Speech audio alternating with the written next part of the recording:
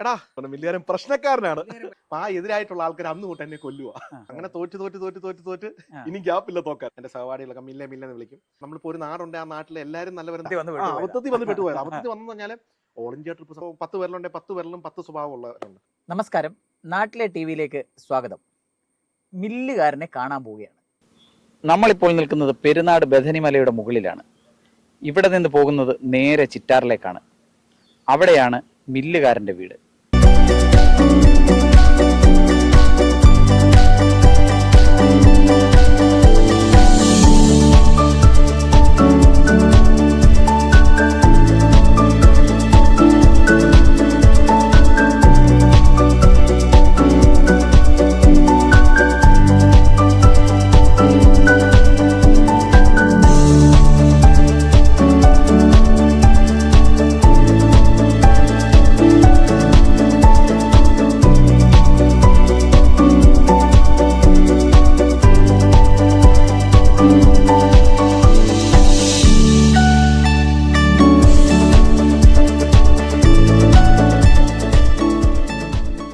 മില്ലുകാരൻ, ഈ പേരെങ്ങനെ വന്നേ?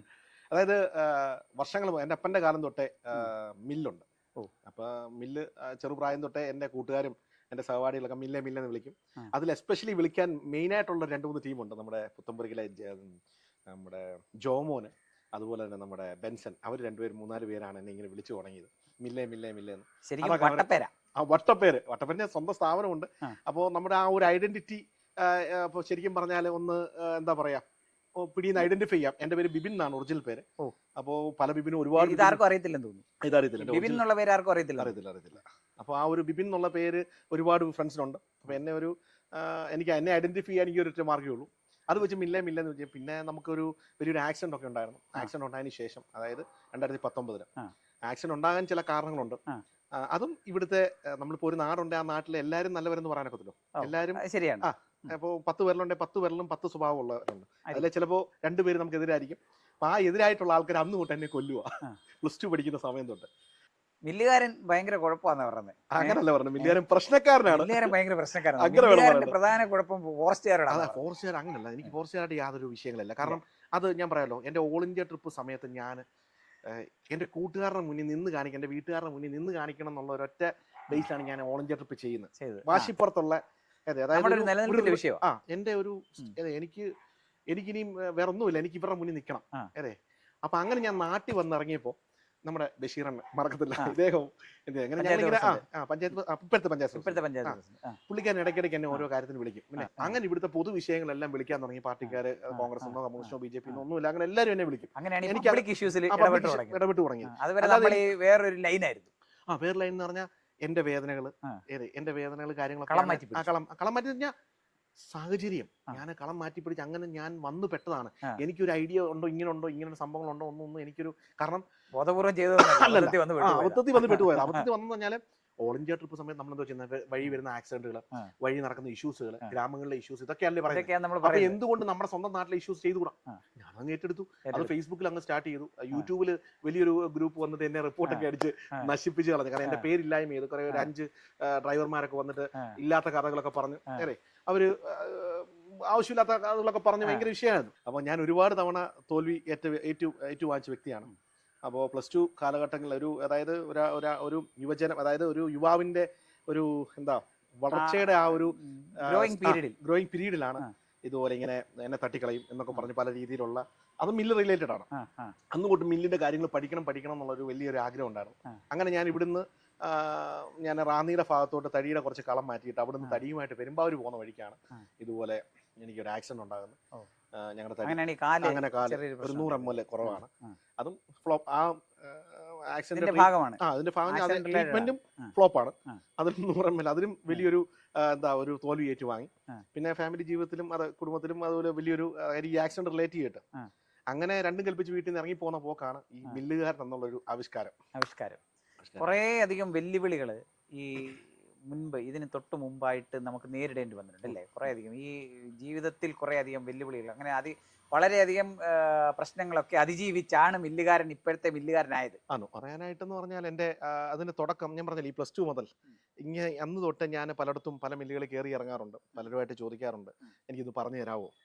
അപ്പോൾ ഒരു മില്ലിൽ ചെന്നപ്പോൾ പറഞ്ഞത് എൻ്റെ അപ്പൻ ആ പുള്ളിക്കാരൻ അങ്ങോട്ട് കയറി ചെന്നപ്പോൾ പറഞ്ഞു, എടാ പേര് ഞാൻ പറയത്തില്ല ആളുടെ, നീ ഒന്ന് പറഞ്ഞു കൊടുത്തേ. എന്നിട്ട് പുള്ളി ഒരു ഒരു ഏത്തക്കാപ്പം എടുത്ത് കടിച്ചിട്ട്, ഇത് കടിച്ചോണ്ടാണെന്ന് പറയുന്നത്, പുള്ളിയുടെ മോനോടാണ് പറഞ്ഞത്.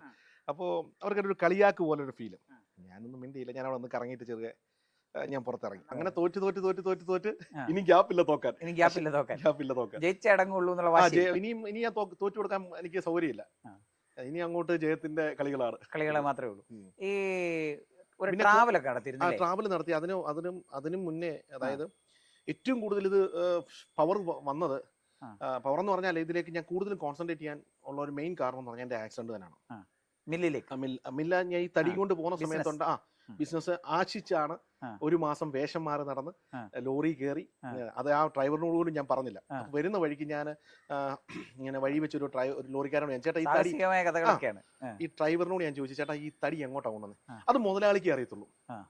അപ്പോൾ ഈ ഡ്രൈവർമാർ പറയത്തില്ല, കാരണം അവരുടെ കച്ചവടം ചിലപ്പോ ആരെങ്കിലും കയറി ഇത് ചെയ്തല്ലോ എന്നുള്ളൊരു ചിന്താഗതിയില്ലേ സ്വാഭാവികമായിട്ടും. അപ്പോൾ അങ്ങനെ പറഞ്ഞു. എനിക്ക് ഭയങ്കര വിഷമമായി. അപ്പൊ എന്റെ തൊട്ട് പുറയിൽ എന്റെ പിക്കപ്പിൽ ഒരു പയ്യനുണ്ടായിരുന്നു, കൊട്ടാരക്കരയുടെ സന്തോഷം എന്ന് പറഞ്ഞ. അവനിത് കണ്ട, അവൻ ഇറങ്ങി വന്നിട്ട് അവനും ഉണ്ടായിരുന്നു. അപ്പൊ ഞങ്ങൾ 2 വണ്ടിയായിട്ടാണ് പോകുന്നത്. ഒരു കുറച്ച് വിറവ് കൊണ്ട് പോയിട്ട് തിരിച്ചു വരുന്ന വരവിലാണ് ഈ സംഭവം ഉണ്ടായത്. അത് കഴിഞ്ഞ് നേരെ റാന്നി വന്നപ്പോഴാണ് ഈ സംഭവം നടക്കുന്ന കറുകച്ചാലി വെച്ച്. റാന്നി വന്നപ്പോഴാണ് ഞാൻ എൻ്റെ ഈ സുഹൃത്തിനെ വഴിയെ വെച്ച്, ലിജു എന്ന് പറയും അപ്പൊ അവ ചോദിക്കുന്നു. അപ്പൊ പുള്ളി വണ്ടി നിർത്തിയിട്ട് മുന്നോട്ടും പുറമോട്ടും എടുത്ത സമയത്ത് ഞാനൊന്ന് ആദ്യം ഒന്ന് ആഞ്ഞു, ചേട്ടാ ഒന്ന് കയറി ചോദിക്കാം തടി എങ്ങോട്ടാ കൊണ്ടുവന്നെന്ന് ചോദിക്കാൻ വേണ്ടി. കാരണം മുട്ടുവീൻ തുറക്കപ്പെടുക എന്നാണല്ലോ. തീർച്ചയായിട്ടും മുട്ടുവീൻ തുറക്കപ്പെടുക. അപ്പൊ നമ്മള് മുട്ടണം, മുട്ടിയാലല്ലേ തോറ്റ് പലയിടത്തും വാക്കുകൊണ്ട് പലരും കൊന്നു. അപ്പൊ കൊന്നു വെച്ചേക്കുമല്ലോ. അപ്പൊ അവിടുന്ന് പുറത്ത് വരണമെങ്കിൽ നമ്മള് സ്ട്രഗിൾ ചെയ്യണം. അപ്പൊ എന്നാ ശരി, രണ്ടും കൽപ്പിച്ച് ചോദിക്കാന്ന് കരുതി ചേട്ടനോട് ഞാൻ പുള്ളിയോട് ചോദിച്ചു, ചേട്ടാ ഈ തടി എങ്ങോട്ടാ പോകുന്നത്? ഇത് പെരുമ്പാവൂരാ പോകുന്നത്. ഒറ്റ ഡയലോഗ്. അപ്പൊ ഞാൻ ചോദിച്ചു, ഇതെന്നാ പരിപാടി? ഇത് ഫ്ലൈവുഡിന് പോകുന്നുണ്ട്, അതുപോലെ തന്നെ പല രീതിയിലുള്ള പ്രൊഡക്റ്റുകൾക്ക് പോകുന്നുണ്ടെന്ന് പറഞ്ഞു. അപ്പൊ ഞാൻ എടുത്ത് സ്ട്രൈക്ക് ചെയ്തു. ഞാൻ ചോദിച്ചു, ഞാനും കൂടെ വരട്ടെ ചോദിച്ചു. അതിന് ആയിക്കോട്ടെ കയറിക്കോളാം. ഒറ്റ ഡയലോഗ്. ഞാൻ പറഞ്ഞു, എടാ സന്തോഷേ, ഞങ്ങൾ 2 പേരുണ്ട്, വരുന്നതിന് കുഴപ്പമുണ്ടോ ചോദിച്ചു. അതിന് ഞങ്ങൾ 2 പേരും കയറിക്കോളാം. ഞാൻ പറഞ്ഞു, ലോറി ഇരിക്കുക. അത് അനുശ്രീ എന്ന് പറയുന്ന ഒരു അനിച്ചേട്ടനുണ്ട്. അനിച്ചേട്ടന്റെ ലോറിയാ, മസ്തയാ, അതായത് വലികുളത്തുള്ള അനിച്ചേട്ടന്റെ. അപ്പൊ അദ്ദേഹത്തിന്റെ വണ്ടിയിലാണ് ഇദ്ദേഹം ഓടുന്നത്. അപ്പൊ അന്ന് ഇങ്ങനെ പറഞ്ഞു, ഞങ്ങള് വണ്ടി അവിടെ കൊണ്ട് സൈഡിൽ ഒരു വർക്ക്ഷോപ്പിനകത്ത് കൊണ്ട് പാർക്ക് ചെയ്യുന്നു. റാന്നി തന്നെ പാർക്ക് ചെയ്തിട്ട് വണ്ടിയിൽ കയറുന്നു. ഞങ്ങൾ പോകുന്നു. അപ്പോൾ വിടാതിരിക്കുക. അപ്പോൾ ഇദ്ദേഹത്തിനോട് ഞാൻ എൻ്റെ ഐഡന്റിറ്റി പറഞ്ഞില്ല, ഒന്നും പറഞ്ഞില്ല. എൻ്റെ വീട് ചിറ്റാറാന്നേ പറഞ്ഞുള്ളൂ, വേറൊന്നും ഞാൻ പറഞ്ഞിട്ടില്ല. അങ്ങനെ ഞാൻ പെരുമ്പാവൂർ പോയി മാർക്കറ്റിനെ പറ്റി ഏകദേശം ആദ്യ ദിവസം തന്നെ ഏകദേശം ഒരു ഗെയിം മനസ്സിലായി.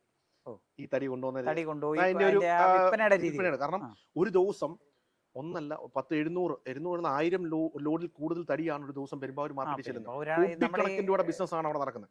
ആ മാർക്കറ്റിൽ ചെന്ന് വിടുക എന്ന് പറഞ്ഞാൽ അത് വലിയ പാടാണ്. കാര്യം ഇറ്റ്സ് ടു റിസ്കി. കാര്യം അത്ര വലിയ ഭീമന്മാര്, അതായത് തടിയിൽ അഗ്രഗണ്യന്മാരുള്ള സ്ഥലമാണ്. ബ്രോക്കർമാരും അങ്ങനെ വലിയ ബിസിനസ്സുകാരുള്ള സ്ഥലമാണ് ഈ പെരുമ്പാവൂർ മാർക്കറ്റ്. കേരളത്തിന്റെ സമ്പദ്ഘടനയെ തന്നെ ഏറ്റവും കൂടുതൽ ഇൻഫ്ലുവൻസ് ചെയ്യുന്ന ഒരു വലിയ മാർക്കറ്റാണ്. കാരണം ഒരു ദിവസം 700 ലോഡ് തടി എന്ന് പറയുമ്പോൾ 700 ലോഡ് തടി എന്ന് പറയുമ്പോൾ 700 കോടിക്ക് തുല്യമാണ്. അത് ഈ മേളിലാണ്. അപ്പോൾ ഞാൻ അവിടെ ചെന്ന് അപ്പോൾ ഞാൻ പിറ്റേ ദിവസം രാവിലെ ഒരു 10 മണിയായപ്പോൾ അപ്പോൾ വണ്ടി രാവിലെ ഒരു 10 മണിയായപ്പോൾ വണ്ടി വന്നു. വീണ്ടും വൈകുന്നേരം ആയപ്പോൾ ലോഡായി. അപ്പോൾ ഞാൻ പറഞ്ഞിരുന്നു, ഇന്ന് ഞാൻ കൂടെ വരട്ടെ. ഞാൻ 3 മണിയായപ്പോൾ വിളിച്ചു ചോദിച്ചു. അതിനാ വായെന്ന് പറഞ്ഞു. അങ്ങനെ ഞാൻ എൻ്റെ കാർ എടുത്തിട്ട് നേരെ റാന്നി കൊണ്ടിട്ടിട്ട് റാന്നിയിൽ നിന്നാണ് ഞാൻ ആ വണ്ടിയെ വീണ്ടും കയറുന്നത്. അന്ന് ഞാൻ കയ്യിലേക്ക് കൊടുത്ത് ഷർട്ടൊക്കെ ഇട്ട് തല തോർത്തൊക്കെ ഇട്ടി അത് കയറുന്നത്. അങ്ങനെ 30 ദിവസം അപ്പൊ അങ്ങനെ നമ്മുടെ താടിയൊക്കെ ഉണ്ടെന്ന് വെച്ചു, കട്ടി താടിയുണ്ട്. അപ്പൊ അങ്ങനെ ഞാൻ ഓറാനും കഥയൊക്കെ പറഞ്ഞ് ഞങ്ങൾ ഭയങ്കര കമ്പനിയായി. അപ്പൊ ഞാൻ എന്റെ കാര്യം അവതരിപ്പിച്ചു. ഒരു 10 ദിവസം കഴിഞ്ഞപ്പോൾ പറഞ്ഞു, നമുക്ക് എന്നാ മില്ലുകളിൽ മൊത്തം കയറാം. അങ്ങനെ ആ മില്ലുകളിൽ കയറി പെരവൂരും എല്ലാം എടുത്ത് വന്ന് ഞങ്ങള് ചില കടമൊക്കെ, എൻ്റെ ഒരു സുഹൃത്ത് കടം എനിക്ക് പൈസ തന്നു. ആ പൈസയും കൊണ്ടാണ് ഞാൻ ബിസിനസ് ഇറങ്ങി ഫസ്റ്റ് ലോഡും കൊണ്ട് പോകുമ്പോഴാണ് ഞങ്ങൾ താഴെ പോകുന്നത്. ആ കേസ് ഇല്ലായ്മ ചെയ്ത് കളഞ്ഞെന്നുള്ളത്. അതിപ്പോ ഹൈക്കോടതി ഇരിക്കുകയാണ്, അതിന്റെ നടക്കുന്നു. ഈ വരുന്ന ദിവസങ്ങളാണ് സംഭവിച്ചിരുന്നത്. അത് നമ്മുടെ ഒരു വക്കീല് ഒരു കേസ് വാങ്ങിച്ചു. ഒരു വക്കീൽ ഒരു കേസ് വാങ്ങിച്ചത് 6 മാസത്തിനുള്ളിൽ ഈ കേസ് ഫയൽ ചെയ്യണമെന്നുണ്ട്. ഈ വക്കീൽ നമ്മുടെ ഒരു സുഹൃത്ത്, അതായത് എൻ്റെ ഒരു സുഹൃത്ത് വിമ്രോക്ക് മനോജാനുണ്ട് വടശ്ശേരിക്ക്, അച്ഛൻ്റെ കെയർ ഓഫിലാണ് അദ്ദേഹത്തെ ബന്ധപ്പെടുന്നത്. അങ്ങനെ ബന്ധപ്പെട്ടതിന് ശേഷം ഇദ്ദേഹം എന്ത് ചെയ്തു, ഈ കേസ് കൊണ്ടുവന്നിട്ട് അലമാരിക്ക് എടുത്തു വെച്ചു. 1.5 കൊല്ലം കഴിഞ്ഞിട്ട് ഈ മനോജാൻ തന്നെ പറഞ്ഞു, നീ ഒന്ന് ചെക്ക് ചെയ്യണമെന്ന് പറഞ്ഞു. അപ്പോൾ ആ പറഞ്ഞതിൻ്റെ വെളിച്ചത്തിൽ ഞാൻ പറയുന്നു, ചേട്ടാ ഒന്ന് ചെക്ക് ചെയ്യണമെന്ന് പറഞ്ഞാൽ വിളിച്ചപ്പോൾ പറഞ്ഞു, ഇതുപോലെ കേസ് ഞാൻ ഫയൽ ചെയ്തില്ല, പേപ്പർ കൊണ്ട് കൈ തന്നു. ഞാനങ്ങ് ഇല്ലാതായിപ്പോയി. കാരണം എൻ്റെ കുടുംബം തകർന്നു, ഡിവോഴ്സായി, അങ്ങനെ എൻ്റെ ജീവിതം മൊത്തം വഴിമുട്ടിയായി, എൻ്റെ വീട് ജപ്തിയാകുന്ന സ്റ്റേജിൽ നിൽക്കുന്നു. അങ്ങനെ എല്ലാം കൊണ്ടും, കാര്യം ഈയിടയ്ക്കാണ് ഡിവോഴ്സിന്റെ കാര്യങ്ങളൊക്കെ കഴിഞ്ഞത്, എല്ലാം കൊണ്ടും ടൈറ്റായി നിൽക്കുന്ന അവസ്ഥയാണ്. എനിക്ക് മുന്നോട്ടും പോകാൻ പറ്റത്തില്ല, പുറമോട്ടും പോകാൻ പറ്റത്തില്ല അവസ്ഥ നിൽക്കുമ്പോഴാണ് പെട്ട് നിൽക്കുന്ന സമയം. അതുകൊണ്ട് അതൊന്ന് അതിന് മുന്നേ ഞാൻ ഓൾ ഇന്ത്യ ട്രിപ്പ് ചെയ്തൊരു യൂട്യൂബ് ചാനലൊക്കെ തുടങ്ങി. അതായത് 6 മാസം ഞാൻ ഈ വീട്ടിൽ വന്ന്, അതായത് ആക്സിഡന്റ് കഴിഞ്ഞ് വിശ്രമിച്ചിരിക്കുന്ന ആ സമയത്താണ് ഈ ഓൾ ഇന്ത്യ 2019 സമയത്താണ് ഞാൻ ഓൾ ഇന്ത്യ ട്രിപ്പ് ഇറങ്ങി പോകുന്നത്. 2019-20 കാലഘട്ടത്തിലാണ്, ആ കൊറോണ സമയത്ത് പീക്കായി നിൽക്കുന്ന സമയത്താണ് ഞാൻ ഇവിടെ നിന്ന് കന്യാകുമാരിയിൽ നിന്ന് എൻ്റെ ഒരു കൂട്ടുകാരനോട് പ്രാർത്ഥിച്ചങ്ങോട്ട് തുടങ്ങുന്നത്. പ്രാർത്ഥിച്ചാൽ എനിക്കധികം, ഞാൻ കൂടുതൽ ഈ ആക്സിഡന്റ് കഴിഞ്ഞതിന് ശേഷം എനിക്ക് കൂടുതലും ഞാൻ അങ്ങനെ സ്പിരിച്വൽ അല്ല, സ്പിരിച്വൽ ആയിട്ടുള്ള കാര്യങ്ങൾ ഇച്ചിരി മാറി നിന്നു. കാരണം വീടുമായിട്ട് മാറി എന്ന് പറഞ്ഞാൽ എൻ്റെ ജീവിതം ഇല്ലാതായി. ഒരു വലിയ സ്വപ്നങ്ങളാണ്, അതായത് എല്ലാം ഉണ്ടായിട്ടും ലക്ഷങ്ങളുടെ സ്വത്തുകളുണ്ട്, എല്ലാം ഉണ്ടായിട്ടും ഇല്ലായ്മയെ വളരുന്ന ഒരു ഫ്രസ്ട്രേഷൻ ഉണ്ടല്ലോ.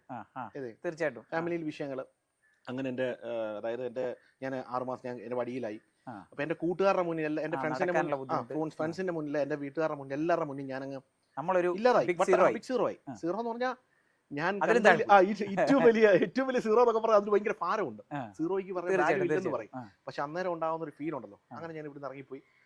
എനിക്ക് പോണ വഴിക്കൊന്നും ഞാൻ എൻ്റെ ഇവിടെ കിടക്കുന്ന ഇയോൺ കാറുണ്ട്, ഈ ഇയോൺ കാർ ഞാൻ ഇന്ന് കൊടുക്കത്തില്ല. കൊടുക്കാൻ പലതവണ ഞാൻ ആലോചിച്ചെങ്കിലും ഞാൻ കൊടുക്കത്തില്ല. കാരണം അതൊരു ഭയങ്കര അറ്റാച്ച്മെന്റ് ആണ്. കാരണം ആ വണ്ടിയാണ് എന്നെ ഇന്ത്യയുടെ എല്ലാ ടെറയിലും എങ്ങും ചതിച്ചിട്ടില്ല. അതെ, ഞാൻ മാറി ഓടിച്ചപ്പോൾ ഒരു ആക്സിഡന്റ് ഉണ്ടായി, അല്ലാതെ വേറെ ഒന്നും ഒരിടത്തും എനിക്കൊരു ആക്സിഡന്റോ ഒന്നും വരുത്താതെ ഇന്ത്യയുടെ എല്ലാ ടെറയിലും കാര്യം കാല് ആർട്ടിഫിഷ്യൽ വെച്ചു. അപ്പൊ അതുകൊണ്ട് അപ്പം പലരും പറഞ്ഞു ഇനിയും വലിയ പാടാണ് ഇവന്റെ കാര്യം എന്ന് പറഞ്ഞപ്പോൾ ഈ ഹിമാലയത്തിലൊക്കെ പോയി കഴിഞ്ഞാലേ ഈ തണുപ്പ് കൂടുമ്പോൾ കാല് വെയിൻ വരുമെന്നൊക്കെ ഉള്ള ഇതുണ്ട്. അപ്പൊ കൽപ്പിച്ച് അവിടെ പോണം, പോയി എല്ലാവരുടെ മുന്നിൽ കാണിച്ചു കൊടുക്കണം എന്നുള്ള ഇതുകൊണ്ട് മൊത്തം ഇല്ല, ഹിപ്പ് ആർട്ടിഫിഷ്യലാ. ഒരു 100 ml കുറവാണ്. അപ്പൊ നടക്കുമ്പോൾ ഇങ്ങനെ ഇപ്പൊ ഇപ്പൊ നമ്മുടെ ഒരു ഇങ്ങനെയാണ് ഇതിന്റെ പൊസിഷൻ. അപ്പൊ ഈ പൊസിഷൻ ഇപ്പൊ ഈ കാല് 100 ml കുറഞ്ഞപ്പോഴത്തേന് ഈ സൈഡ് ഇങ്ങനായി. അപ്പൊ ഇവിടെ ഒരു ചരിവുണ്ട്. അപ്പൊ ഈ സൈഡ് ഇപ്പൊ പെയിനാണ്. അതും അതായത് ഡോക്ടർമാരുടെ ട്രാവൽ ചെയ്യുമ്പോൾ ബുദ്ധിമുട്ടുണ്ട്, കുഴപ്പമില്ല. ഞാൻ തലങ്ങനെയൊക്കെ അഡ്ജസ്റ്റ് ചെയ്ത് കുറച്ച് 1 മണിക്കൂർ ട്രാവൽ ചെയ്തു. പിന്നെ കഴിഞ്ഞപ്പോൾ ഞാൻ ഇറങ്ങിയിരുന്ന് വിശ്രമിച്ചൊക്കെയാണ്. അങ്ങനെയാണ് ഞാൻ ട്രാവൽ ചെയ്തത്. ആ ട്രാവൽ ചെയ്തത് രസമാണ് കേട്ടോ. എനിക്ക് നമ്മള് വേറെ ട്രാവൽ ചോദിക്കാനുണ്ട്, അതിപ്പോ ഇത് കഴിയുമ്പോ പറയാം. അല്ലല്ല, ഞാൻ പറഞ്ഞത് നമ്മുടെ ജീവിതത്തില് മാറ്റങ്ങൾ വരുവാൻ കാര്യം വെറുതാക്കാരാണ്. അതായത് ഈ ബന്ധുക്കളെക്കാട്ടിലും ഏറ്റവും നല്ലത് വെറുതാക്കാരാണ് നമുക്ക് ഉപകാരം ചെയ്യുന്നത്. കാരണം എന്റെ ചിന്താഗതികൾ മൊത്തം മാറ്റി മറിച്ചുകൊണ്ടാണ് എന്റെ ഓൾ ഇന്ത്യ ട്രിപ്പ്. ഞാൻ സ്വപ്നത്തിൽ വിചാരിക്കാത്ത പല കാര്യങ്ങളാണ് എന്റെ ഓൾ ഇന്ത്യ ട്രിപ്പ് നടന്നത്. അതായത് ഞാനൊരു ക്യാമറയും തൂക്കി പിടിച്ച് കാര്യം ഒരു വടിയും കുത്തി ഞാൻ ഇറങ്ങി ചെന്ന സ്ഥലത്ത് എന്നെ ഇങ്ങോട്ട് അപ്രോച്ച് ചെയ്ത് കാലിന്റെ കാര്യങ്ങൾ തിരക്കി എന്നെ അതുപോലെ ട്രീറ്റ് ചെയ്തുകൊണ്ട് ഒരുപാട് ആൾക്കാരുണ്ട് ഇന്ത്യയുടെ പല സ്ഥലത്തും. അത് നമുക്ക് ശരിക്കും പറഞ്ഞാൽ നമ്മൾ ചിലപ്പോൾ ഞെട്ടിപ്പോവും. നമ്മൾ ഈ മറ്റ് സ്ഥലങ്ങളിലേക്ക് ചെല്ലുമ്പോൾ അത് സ്വാഭാവികമായിട്ട് എനിക്കും അത് പല അനുഭവങ്ങളുണ്ടായിട്ട്. നമ്മൾ ഈ വെളിയിലൊക്കെ മറ്റു കാര്യങ്ങൾക്ക് പല വർക്കിന്റെ ആവശ്യത്തിനൊക്കെ ആയിട്ട് പോകുമ്പോൾ, നമ്മുടെ ഫോട്ടോഗ്രാഫി വർക്കിന്റെ ആവശ്യത്തിനൊക്കെ പോകുമ്പോഴാണെങ്കിലും ഈ ആൾക്കാര് ഈ നമ്മുടെ കേരളത്തിന് പുറത്തുള്ള ആൾക്കാർ നമ്മളെ ട്രീറ്റ് ചെയ്യുന്ന രീതി വേറെയാണ്. പക്ഷെ നമ്മുടെ നാട്ടുകാരങ്ങനല്ല. നമ്മുടെ നാട്ടിൽ അത് പ്രതീക്ഷിക്കേണ്ട. പക്ഷെ ഉണ്ടായിരുന്ന ഒരു കാലഘട്ടത്തിൽ ഇപ്പൊ അത് മാറി. കാരണം ജീവിതത്തിൽ തോക്കാൻ എന്നും എനിക്ക് തോറ്റെങ്കിൽ മാത്രമേ ഞാനിങ്ങനെ ആകത്തുള്ളൂ. വീണ്ടും തോക്കണമെന്ന് ഞാൻ പറയുന്നത്. നമുക്ക് അതിനുള്ള എനർജി കൂടെ. കാരണം ഇപ്പൊ എന്നോട് ഇപ്പോഴത്തെ ഒരു കറണ്ട് സിനാരിയോ പറയാം, ആരെന്നോട് ഫൈറ്റ് ചെയ്യാൻ വന്നാലും ഞാൻ ചിരിച്ചോണ്ടിരിക്കും. ഞാൻ ഫൈറ്റ് ചെയ്യാൻ റെഡിയാ, നിനക്ക് പോയി. കാരണം രണ്ടും കൽപ്പിച്ചുള്ള ഒരു മൈൻഡാണ്. കാരണം ഞാൻ ഈ വീണ് കിടന്ന സമയത്ത് എന്നോട് ആർക്കും യാതൊരു സെന്റിമെന്റ്സ് ഇല്ലായിരുന്നു. ആ സെന്റിമെന്റ്സ് പിന്നെ ഞാൻ തിരിച്ചു കാണിച്ചിട്ട് ഒരു കാര്യമില്ല, അതിന്റെ ആവശ്യമില്ല. ഞാൻ ഒരു കാലില് അതായത് ഒരു കാലിന് സ്വാധീനക്കുറവ്, ഒരു കാലിന് നല്ല ഇതുമാണ്. പക്ഷെ അപ്പൊ ആ ഒരു കാലിൽ നിന്നുകൊണ്ടാണ് ഞാൻ ഇത്രയും കാര്യങ്ങൾ എന്റെ കൊക്കിൽ ഒഴുകുന്ന ചെറിയ ബുദ്ധിയിൽ ഒറ്റക്കാലിൽ നിൽക്കുക എന്ന് പറയുന്ന നിയമപരമായിട്ടായാലും ഇപ്പൊ ഓരോ കാര്യങ്ങൾ അറിയത്തില്ലെങ്കിൽ പോയി ചോദിക്കും.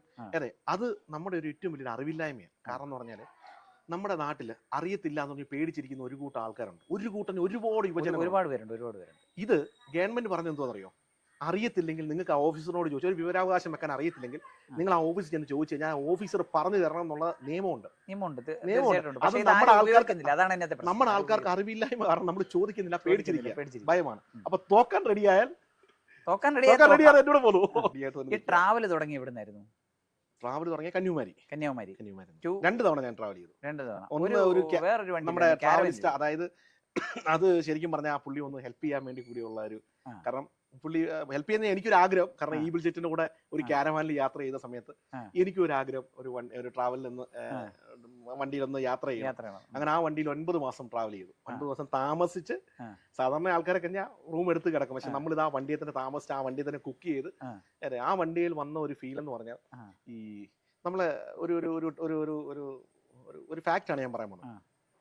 നമ്മൾ സൈക്കിൾ കൊണ്ട് പോയാലേ സൈക്കിളിന് റിലേറ്റ് ചെയ്തിട്ട് ആ ഒരു മെന്റാലിറ്റി ഉള്ള ആൾക്കാരെ നമ്മളെ മീറ്റ് ചെയ്യുന്നത്. ഇയോണും കൊണ്ട് പോയാൽ ആ ഒരു ടെറൈനുള്ള ആൾക്കാരെ നമ്മൾ മീറ്റ് ചെയ്യുന്നത്. താറ് കൊണ്ട് പോയാൽ ഇച്ചിരൂടെ സ്റ്റാൻഡേർഡ് ഉള്ള മോശമായിട്ടുള്ള എന്ന് പറഞ്ഞല്ലോ. ക്യാരവാനം കൊണ്ട് പോയപ്പോൾ ആ ട്രീറ്റ് എന്ന് പറഞ്ഞാൽ അതിന്റെ ഒരു വാല്യൂ ശരിക്കും പറഞ്ഞാൽ ഞാൻ ഉണ്ടായിട്ടും ഇല്ലായ്മയെ വളർന്ന ആളാണ്. അതെ, മൊത്തം പിടിച്ചു കെട്ടി, അതെ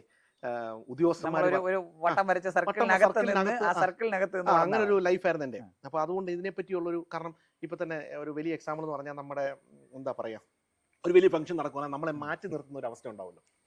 അപ്പൊ നമ്മൾ പോയി നമ്മൾ കാണുക, നമ്മളെ ഫോട്ടോ എടുക്കാനോ കാര്യങ്ങൾക്കൊന്നും വിളിക്കത്തില്ല, എടുക്കത്തില്ല എന്നുള്ളൊരു മെന്റാലിറ്റി നമ്മളെ മാറ്റി നിർത്തുമ്പോൾ ഉണ്ടാവുന്ന ഒരു ഇതുണ്ടല്ലോ. അങ്ങനത്തെ സിറ്റുവേഷനിലൂടെ ഫ്രസ്ട്രേറ്റഡ് നിറഞ്ഞ ഒരു കാലം ആ ഒരു ഇതിലൂടെയാണ് പോയിക്കൊണ്ടേ. ഇവിടുത്തെ ഒട്ടുമിക്ക ആൾക്കാർക്കും അത് അറിയാം നന്നായിട്ട്. അത് കാരണം ഞാൻ ഇരിക്കുന്ന ഈ പ്രോപ്പർട്ടി എന്ന് പറഞ്ഞാൽ നല്ല പ്രൈം ലൊക്കേഷൻ, ചിറ്റാറിന്റെ കണ്ണായ സ്ഥലമാണ്. അപ്പൊ ഇത് ഞാൻ ഒതുങ്ങിയെങ്കിൽ മാത്രമേ ഇത് പലർക്കും പിടിച്ചെടുക്കാൻ പറ്റൂ. അത് വേറെയും കുറെ, കാരണം ചുളുവിനടിക്കണമെങ്കിൽ അറിയാലോ, തീർച്ചയായിട്ടും അതിന് എല്ലാ സ്ഥലത്തും പല രീതിയിലുള്ള കാര്യം. ഒരുത്തൻ ഒന്ന് ചീഞ്ഞാലേ ഒന്നിന് വളമാവും. അപ്പൊ അങ്ങനെ ആ ഒരു തോൽവിയൊക്കെയാണ് ഇങ്ങനെ ഒരു എല്ലാ തോൽവികളും വിജയത്തിന്റെ ചവിട്ടുപടിയാക്കാണ് നമ്മൾ ഒറ്റക്കാലിൽ നിന്നാണ് ചവിട്ടുപടി കയറുന്നത് എന്ന് പറഞ്ഞ് ജയിച്ചിട്ടില്ല, ജയിക്കാൻ വേണ്ടി പരിശ്രമിക്കുന്നു വീണ്ടും വീണ്ടും. നിങ്ങൾ ഈ കണ്ടതൊന്നുമല്ല മില്ലുകാരനെ ശരിക്കും കാണാൻ കിടക്കുന്നതേ ഉള്ളൂ. അടുത്ത ദിവസം വീണ്ടും കാണാം.